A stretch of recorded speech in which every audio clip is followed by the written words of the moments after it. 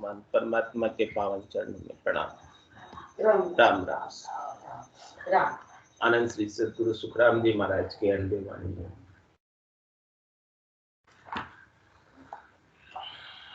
गुप्त सिमरन का अंग चल रहा है।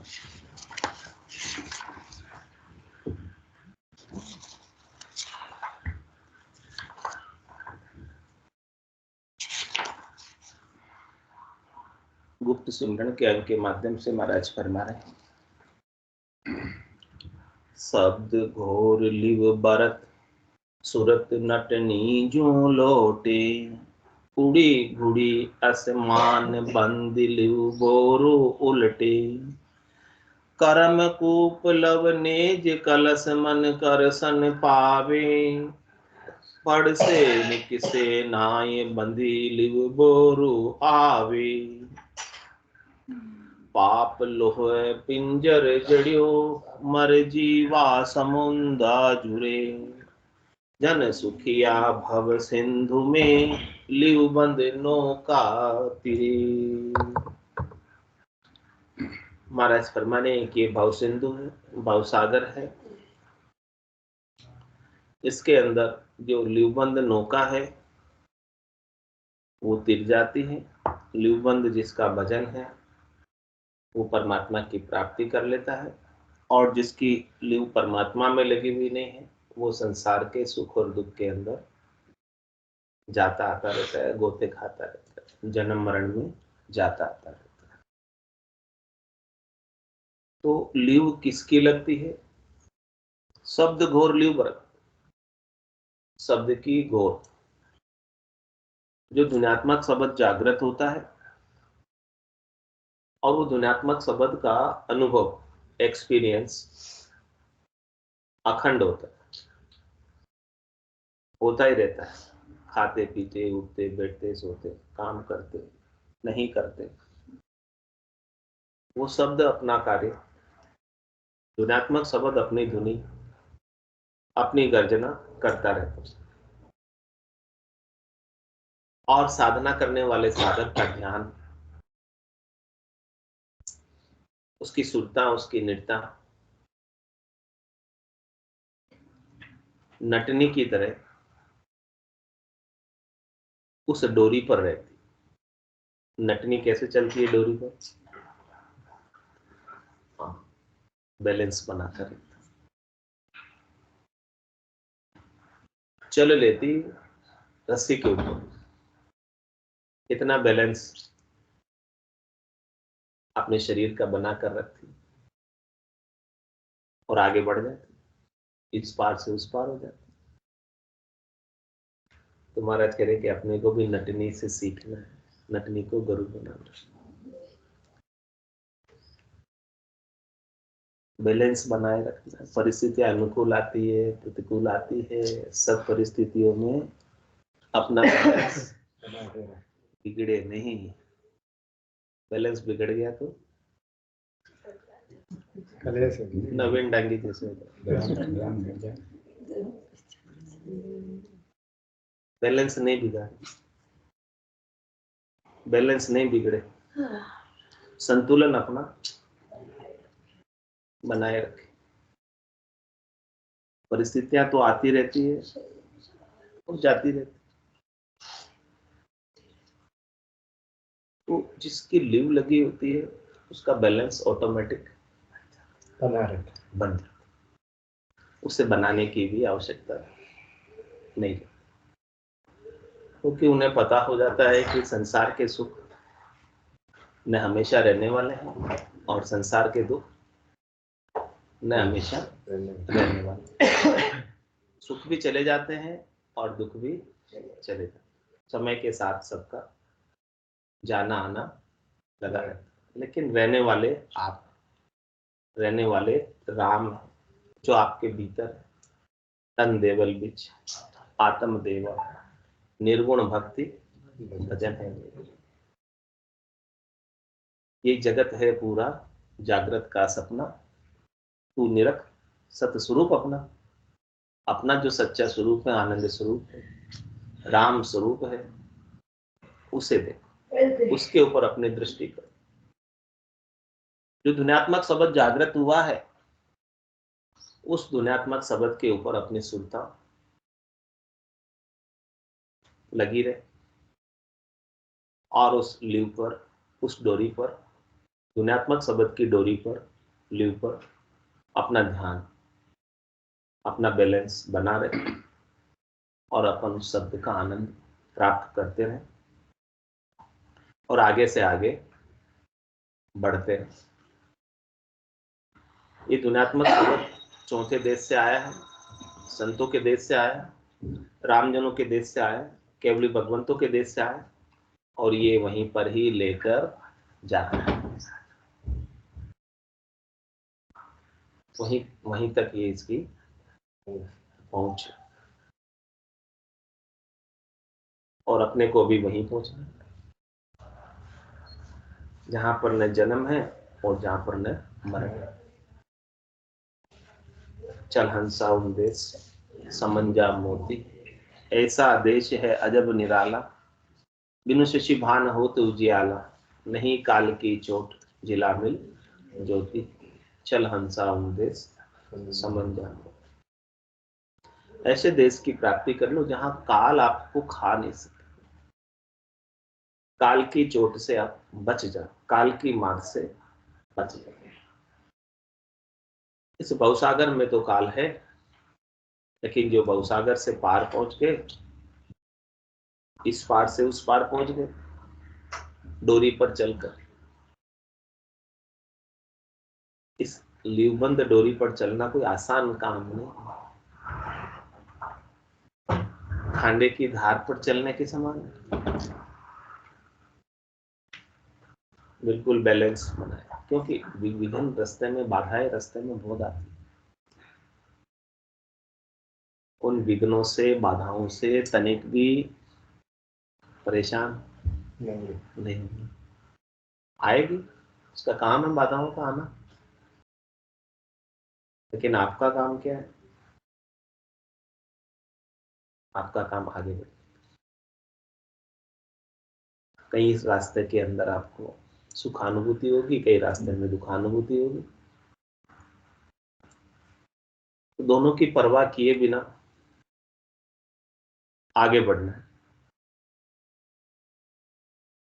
ऐसे शब्द निरंतर से मन लागा, अपना मन लग जाए बस उसमें, मलिन वासना त्याग, उठत बैठत कबो न छूटे, ऐसी डोरी लग, ऐसी डोरी लग जाए, ऐसी लीव लग जाए कि उठते बैठते वो छूटे नहीं। सुमिरन परमात्मा का होता रहे, याद हमेशा परमात्मा की बनी रहे, अपने स्वरूप का बोध हमें, अपने स्वरूप का भान हमें, अपने स्वरूप का ज्ञान हमें बना रहे।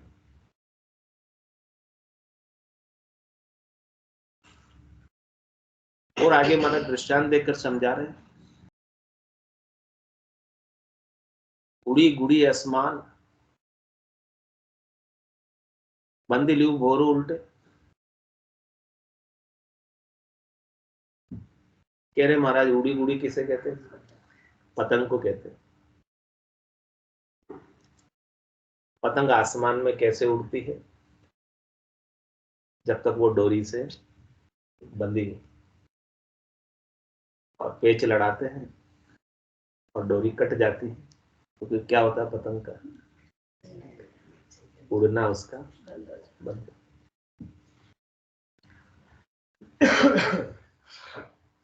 जब तक वो डोरी से बंधी है तब तक वो उड़ रही, उसे उड़ाने वाला आगे भी ले जा सकता है और पीछे भी ला सकता है,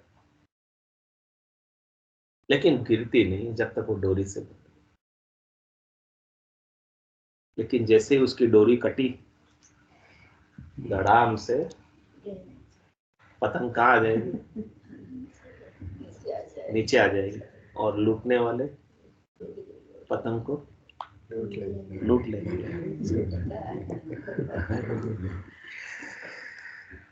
तो महाराज कह रहे कि आपको भी लूटने के लिए यहाँ बहुत बैठे हैं, यदि आपकी डोरी परमात्मा से नहीं जुड़ी हुई है तो आपको काम, क्रोध, लोभ, मोह, अहंकार लूट लेंगे। वो सब लूटने के लिए ही बैठे हैं। तो आपकी डोरी, आपकी पतंग गिर नहीं पाए। कब नहीं गिरेगी? जब वो डोरी से बंधी रहेगी। कौन सी डोरी से? परमात्मा की लिव बंद सिमरन की डोरी से आपकी आत्मा जुड़ी रहे, तब तक उसका काल भी कुछ भी नहीं बिगाड़ सकता, कर्म भी उसका कुछ भी नहीं बिगाड़ सकते। लेकिन जैसे ही वो लिवन सुमरन की डोरी कटी, धड़ा नीचे आ, नीचे लाने के लिए उसे प्रयास नहीं करना पड़ता है। नीचे गिरने के लिए कुछ प्रयास की आवश्यकता नहीं है। स्वतः ही ग्रेविटेशन फोर्स होता है, गुरुत्वाकर्षण होता है। ऐसे हमारा विषयों का आकर्षण होता है, शब्द का, रूप का, रस का, गंध का, स्पर्श का। उसमें डालने की आवश्यकता नहीं होती, स्वतः ही चला जाता है उधर। उसको निकालने के लिए जोर लगता, उसके लिए डोरी चाहिए। लिवबंद सुमरन, लिवबंद सुमरन की डोरी से ही वो बाहर निकल सकता है, उसके बिना तो नहीं। इस दृष्टांत के द्वारा, पतंग के दृष्टांत के द्वारा महाराज समझा रहे अपने कि अपने को भी गगन मंडल का आनंद लेना, ब्रह्म का आनंद लेना। पतंग गगन मंडल का आनंद कब तक, ऊंचाई तक कब तक रह सकती? जब तक वो डोरी से। और इस पतंग की, अपने पतंग की डोरी किसके हाथ में हो?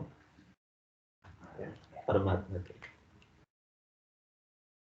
जाई विधि राखे राम, ताई विधि रही, विधि का विधान मान, हानि लाभ सही। राम राम राम राम राम राम कही, उसकी रजा में राजी, हर हाल में प्रसन्न, मस्त, मुदित, आनंद में, प्रति क्षण का आनंद, वर्तमान का आनंद। अपन भविष्य की चिंता करते रहते हैं, वर्तमान का आनंद चला जाता है। भविष्य की चिंता, कभी पास्ट में चले जाते हैं, पुरानी बातें सोचने लगते हैं, उसने मेरे साथ ऐसा किया, ऐसा किया, वो किया। कि कितनी बातें सोचते हैं पुरानी, कितनी कितनी याद रखते हैं। मरद के पुरानी बातों को भूलो, उसकी कोई आनी जानी और भविष्य की चिंता करने की भी आवश्यकता नहीं। वर्तमान क्षण का आनंद ले, वर्तमान में जियो, प्रेजेंट में जियो। हर क्षण आपके लिए आनंददायक हो जाएगा। भूत और भविष्य में जाओगे तो सुख और दुख में पड़ो, वर्तमान का आनंद ले नहीं पाओ। वर्तमान में भजन बने, वर्तमान में भजन का आनंद हो, गटपर्चों का आनंद हो, उस अनुभूति में अपने को संतोष में, शांति में, धैर्यता में रहना, तो आपकी पतंग और ऊपर से ऊपर बढ़ेगी, आगे से आगे परमात्मा के देश तक, गगन मंडल तक जाएगी। क्योंकि उसकी डोरी ही परमात्मा के हाथ में।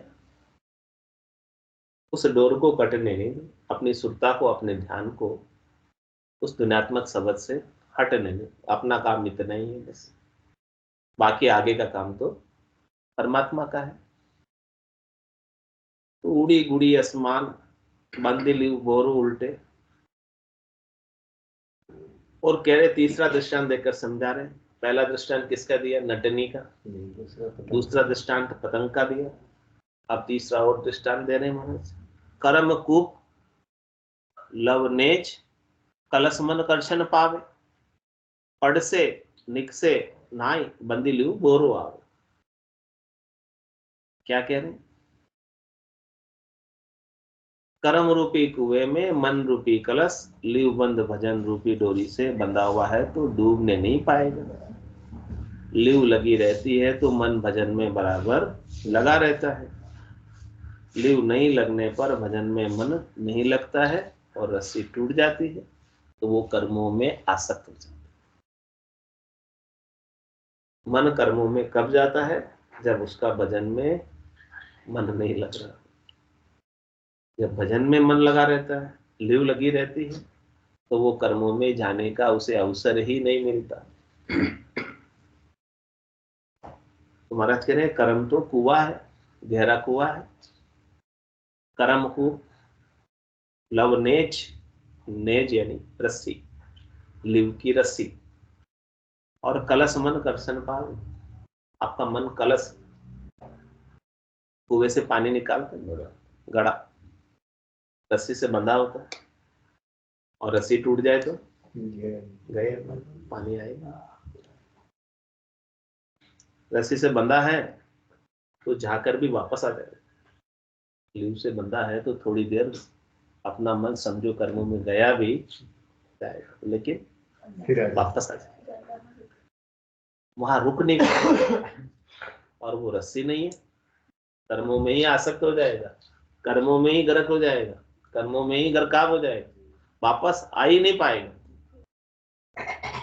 संसार में इतना रत हो जाएगा कि ऊपर ही नहीं उठ पाएगा, इस कर्म रूपी कुएं में ही गिर जाएगा, डूब जाएगा, और बार बार जन्म में जाता आता रहेगा। तो की कलश के रस्सी बंधा होना जरूरी है, इसके ऊपर नकेल जरूरी है। तो लीवबंद भजन की रस्सी इसके ऊपर बंधी रहे तो भले छो जाओ कर्मों में, लेकिन वापस तो आ ही जाए। फिर उसे डर नहीं है कि मैं वापस आ पाऊंगा कि नहीं आ पाऊंगा, वो डर नहीं। डर जब है कि जब रस्सी ही नहीं हो, लीवबंद भजन ही नहीं हो, तब तो डर है कि वो नीचे ही रह जाएगा, वापस कभी आएगा ही नहीं। लेकिन रस्सी बंदी है तो डर नहीं, थोड़ी देर गया फिर आ जाएगा, फिर अपने ठिकाने। तो कर्म कूप लव नेज कलश मन करसन पावे, पड़ से निकसे नाय बंदिलू बोरुआ। पड़ भी जाएगा, लीव बंदी है, डोरी बंदी है तो निकल जाएगा, और लीव नहीं है, डोरी नहीं है तो निकस नहीं पाएगा, वहीं उलझ जाएगा। तो अपने को क्या करना है? उलझना है या निकलना है? सुलझना है, सुलझना है, उलझना नहीं है, पढ़ना नहीं है, कर्मों से बाहर आना है। और कर्म एक दो तो नहीं है, लाखों करोड़ अनंत जन्मों के कर्म, अनंत जन्मों के कर्म है, आज के नहीं। और वो कर्म उदय होते रहते हैं, कर्म आड़े आते रहते हैं, कर्म अपने को खींचते, उनकी ओर खींचते, फंसाते हैं। तो महाराज कह रहे हैं कि आपके पास यदि वो डोरी का, बंजी जंपिंग करते हैं ना, बंजी जंपिंग क्या होता है? ऊपर से कूद जाते हैं, लेकिन साथ में क्या बंदी होती है? रस्सी बंदी होती है, वो वापस आ जाता है। और रस्सी नहीं हो तो ऐसे ही भजन, भजन की ताकत है आपके पास, भजन की ताकत है तो संसार से भी आप वापस आ जाओ, ऊपर उठ जाओगे भजन की ताकत से, भजन की शक्ति से, भजन के जोर से। लीवबंद सुमरन की करोड़ जतन लक जापता, पांच बस नहीं होई, लीव ला गया सुखराम के सहज ही सब बसो। लीवबंद सुमरन से सहज सहज में शब्द रूप रस गंध स्पर्श, काम क्रोध लोभ मोह अहंकार, ये सब बस में। और इसके अलावा लीवबंद सुमरन के अलावा आप करोड़ जतन करो, लाख जापते करो, लेकिन ये सब कोई बस में नहीं होता। तो कर्म कूप लव नेज कलश मन करसन पावे, पढ़ से निकसे नाय बंदिलू बोरो आवे। पढ़ भी जाएगी तो निकल जाएगी, बंदी भी है तो वापस आ जाएगी, बंदी नहीं है तो अंदर गिर जाएगी, निकस नहीं पाएगी। और आगे महाराज आगे का दृष्टांत देकर समझा रहे, पाप लोह पिंजर जड़ियो,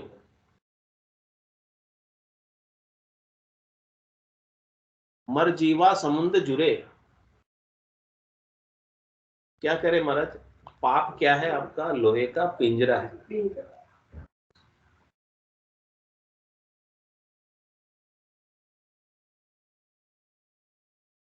लेकिन महाराज क्या कह रहे हैं, मरजीवा जो होता है वो गहराई तक जाकर, लोहे के पिंजरे में भी गहराई तक जाकर हीरे निकालना। तो आपको जो देह मिली है ये आपके पाप पुण्य के अनुसार मिली, और देह के साथ जो आत्मा है वो इस पिंजरे के अंतर्गत। वो पाप पुण्य का घेरा इसके चारों ओर गिरा, और ये आत्मा इसके बीच में फंसी उस पिंजरे में, निकल नहीं पाती। लेकिन जिसे सदगुरु का ज्ञान मिल जाता है वो मरजीवा बन जाता है। उस पिंजरे में रहते हुए भी समुद्र की गहराई तक जाकर, यानी ज्ञान की गहराई तक उतरकर उसमें से हीरे निकालना। चारों वेद संबंधे भाई, जामे हीरो डारे, मरजीवा बिन परत न लादे। 55 जन्म संतों को, सदगुरु को, केवली भगवंतों को भी वही देह मिली है, वही मनुष्य देह मिली जो अपने को मिली। उनको कोई अलग देह नहीं मिली, लेकिन वो मर्जीवा बने इस देह के साथ। क्या उनके पाप नहीं थे? क्या उनके पुण्य नहीं थे? क्या उनके कर्म नहीं थे? सब थे, सबके साथ है। थे तभी तो देह मिली, नहीं होते तो देह कहाँ मिलती? क्यों मिलती? मिलती ही नहीं। लेकिन वो मर्जीवा बने, गहराई तक गए ज्ञान की, उस ज्ञान की गहराई तक जाकर वहां से तत्व के, सार के, खास चीज के, मुख्य चीज के हीरे निकाल लाए, और उन्होंने अपने आप को भी धन्य किया। और जो कोई भी उनके ज्ञान को श्रवण करते हैं, धारण करते हैं, मनन करते हैं, उस पर विचार करते हैं, वो भी धन्य हो जाता है। उन्होंने अपने आप को आनंद पद को प्राप्त कराया, और उनके ज्ञान को धारण करने वाले भी आनंद पद को प्राप्त होता है। और ये आनंद पद कब मिलता है? मरने के बाद। जीते जी मिलता है। उस आनंद पद को प्राप्त करने के लिए मरने की आवश्यकता नहीं। मोक्ष प्राप्ति के लिए मरना जरूरी नहीं है। मोक्ष होगा तो जीते जी होगा, और ज्ञान से होगा, भक्ति से होगा, सुमिरन से होगा, याद से होगा। स्मृति आपको अपने स्वरूप की हो जाए, बोध आपको अपने आनंद स्वरूप का हो जाए, तो तत्क्षण ही मोक्ष है। संसार के सुख दुख का मोह, आसक्ति का क्षय हो जाए, वही मोक्ष है।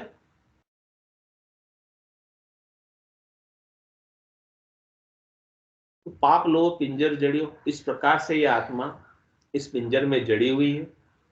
पाप और पुण्य की देह सबको मिली हुई, अपने अपने कर्मों के अनुसार सबको देह प्राप्त है। लेकिन मरजीवा समुद्र जुड़े, आपको मरजीवा बनना, यानी परवाह नहीं करनी।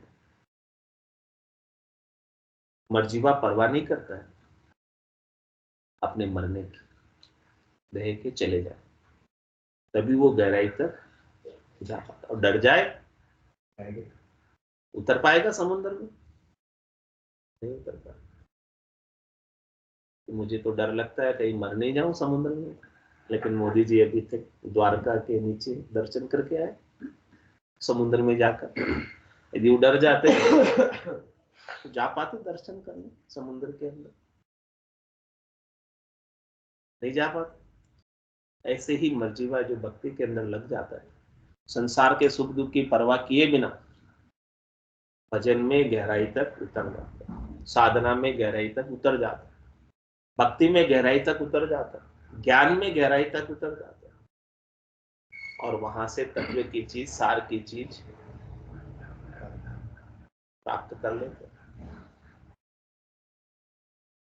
मर्जीवा समुद्र जुड़े, कह रहे महाराज इस प्रकार से जल सुखिया भव सिंधु में, ये भव सागर है, भव सिंधु, लिव बंदी नौका तिर, जो लिवबंद नौका है वो तिर जाती है, बाकी भटक जाती।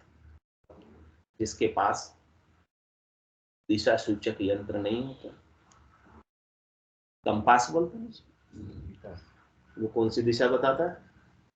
नॉर्थ। उसकी सुई हमेशा नॉर्थ की तरफ रहती। जिसे जिस नौका को, जिस जहाज को पता नहीं होता है, क्योंकि वहां तो समुद्र के अंदर कौन सी दिशा है कुछ पता नहीं होता, लेकिन वो कंपास से ही पता कर पाते। तो उनके लिए कंपास क्या है? लिव, एक दिशा है, एक मार्गदर्शन है कि किस ओर जाना है उसे। इसी प्रकार से महाराज फरमाने कि सदगुरु का ज्ञान हमारे लिए एक दिशा है, कंपास है। हमें कहाँ जाना है, हम कौन है, कहाँ से आए, क्या करना है, वो सब मार्गदर्शन सदगुरु अपने ज्ञान के माध्यम से हमें बताते हैं और हमको हमारे स्वरूप का बोध करें। हम हमारे आनंद स्वरूप को प्राप्त करते हैं और जिस मार्ग पर चलकर संत सदगुरु केवली भगवंत आनंद पद को प्राप्त हुए, उसी मार्ग पर चलकर हम भी आनंद पद को प्राप्त कर सकते। कोई मुश्किल काम नहीं, कोई आपसे कोई कठोर तपस्या नहीं करा रहे, कोई व्रत उपवास नहीं करा रहे, कोई दान दक्षिणा नहीं दिलवा रहे कि आपको तकलीफ हो, कष्ट हो, दुख उठाना पड़े। सीधा सा काम बता रहे, पूरा करो मिलिया, सांची सूझ पाई, रटो राम नामा, आछी भी रिया है। भाई पैसा भी नहीं लगता है, कष्ट भी नहीं उठाना, और जितना भजन करोगे उतना अधिक आनंद मिलेगा। इतना से ही तो काम बता रहे, अधिक काम थोड़ी बता रहे हो। कोई मुश्किल काम हो ऐसा बता दिया हो, तकलीफ वाला हो, तो ये भी नहीं कह रहे कि आप घर छोड़ दो, जंगल में चले जाओ, ये भी तो नहीं कह रहे। घर में रहते रहते हाथ काम, मुख राम, हृदय सांची प्रीत, दरिया ग्रस्ती सादगी आयु। घर का सब काम करो, दुकान का सब काम करो, ऑफिस का सब काम करो, कोई मना ही नहीं। कै सुखराम देही के ताई, करो सकल विद कारण ना। मोक्ष काज विद एक नहीं चाहिए, सदगुरु शरण, सदगुरु के ज्ञान से शरण लो। और वो गुप्त नाम का सिमरन, निज नाम का सिमरन, निज नाम की स्मृति, गुणात्मक शब्द की स्मृति, सुरता, सूरत और शब्द का मेल बराबर। गुणात्मक शब्द तो चल रहा है, लेकिन हमारी सुरता, हमारा ध्यान उसके अंदर लग जाए।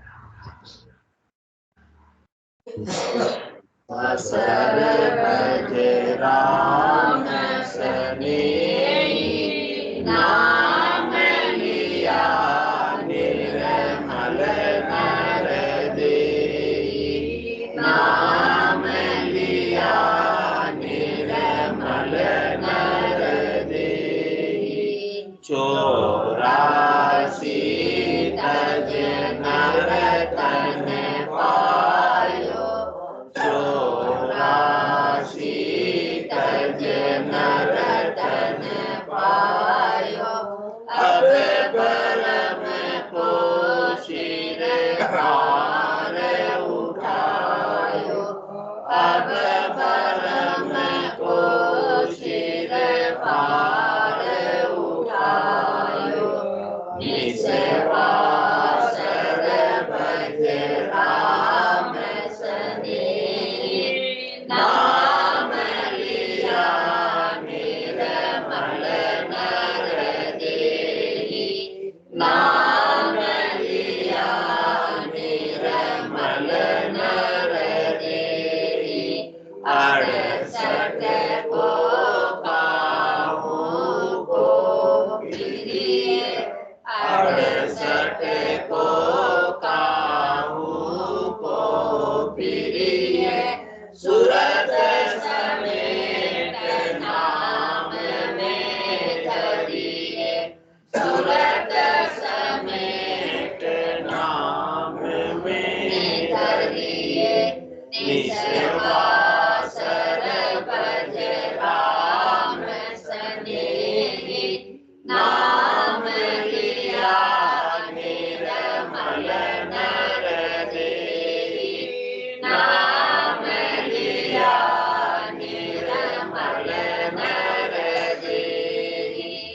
घटे घटे रमता राम न सूझे, घटे घटे रमता राम न सूझे, सतगुरु बिन मायर पीर बूझे, सतगुरु बिन मायर पीर बूझे, निस्वासर भज राम सनेही, नाम लिया निर्मल नर देहि, नाम लिया निर्मल नर देहि, निकट नीर की खबर न जानी, निकट नीर की खबर न जानी, मृग तृष्णा में खोजे पानी, मृग तृष्णा में खोजे पानी, निस्वासर भज राम सनेही, नाम लिया निर्मल नर देहि, नाम लिया निर्मल नर देहि, जिन पाया जिन घटहि में पाया, जिन पाया जिन घटहि में पाया, बायर फिर फिर जन्म गमाया, बायर फिर फिर जन्म गमाया, निस्वासर भज राम सनेही, नाम लिया निर्मल नर देहि, नाम लिया निर्मल नर देहि, राम चरण मोहि चरज आवे, राम चरण मोहि चरज आवे, पूरब वस्तु पिछम पूधावे, पूरब वस्तु पिछम पूधावे, निस्वासर भज राम सनेही, नाम लिया निर्मल नर देहि, नाम लिया निर्मल नर देहि।